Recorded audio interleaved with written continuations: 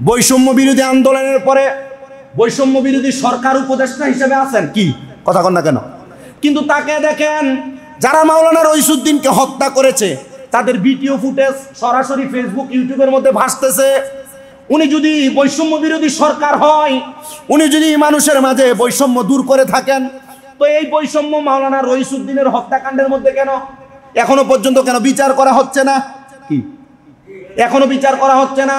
তার মানে বোঝা যায় উনি বৈষম্য বিরোধী সরকার নামে ক্ষমতার আসন পাওয়ার পরে এখন তিনি বৈষম্যটাকে নিজের মাঝে ধারণ করেছে। যদি বৈষম্য ধারণ না করত তাহলে মাওলানা রইসুদ্দিন নামক ইসলামী একজন বক্তা, ইসলামী একজন ইমাম মসজিদের খতিবকে এভাবে অত্যাচার করে ষড়যন্ত্র করে মারার পর সাথে সাথে অ্যাকশন নিত, কিন্তু এখনো নেওয়া হয় নাই। এটার কারণ হলো যে এই দল যখন ক্ষমতার আসনে বসে তখনই তারা নিজেরা নিজেদেরকে স্বৈরাচার প্রমাণ করে। কথা কন্যা ঠিক কিনা?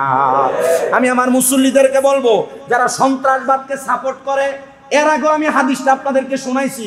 নবীজি বলছেন যারা সন্ত্রাসী করে, যারা সন্ত্রাসবাদকে সাপোর্ট করে, যারা সন্ত্রাসীদের সাথে বন্ধুত্ব বজায় রাখে, এই ব্যক্তিগুলা আমাদের দলভুক্ত নয়। ইয়া রাসূলুল্লাহ, তারা কারা? আর নবীর দলভুক্ত যদি না হয়, তারা তো নবীর দলভুক্ত না হইলে তারা মুসলমানই না। আমরা বাংলাদেশের বৈষম্য বিরোধী সরকার যিনি আছেন, বাংলাদেশের প্রশাসনের ঊর্ধ্বতন কর্মকর্তা যারা আছেন, আপনাদের কাছে বিনীত আবেদন করব, মাওলানা রইসুদ্দিন একজন মসজিদের ইমাম হওয়ার কারণে তাকে যদি ষড়যন্ত্রমূলকভাবে অন্যায়ভাবে অত্যাচার করে হত্যা করা হয়েছে, আপনারা তাড়াতাড়ি এটার জন্য একটা বিচার কার্য পরিচালনা করেন। বাংলাদেশে যে এখনো পর্যন্ত আইন ব্যবস্থা ভালো আছে সেটার একটা প্রমাণ দেন। আর যদি না করেন তাহলে বোঝা যাবে এখনো পর্যন্ত বাংলাদেশে পরিপূর্ণ আইন ব্যবস্থা জারি হয় নাই। কথা কন্যা ঠিক কিনা?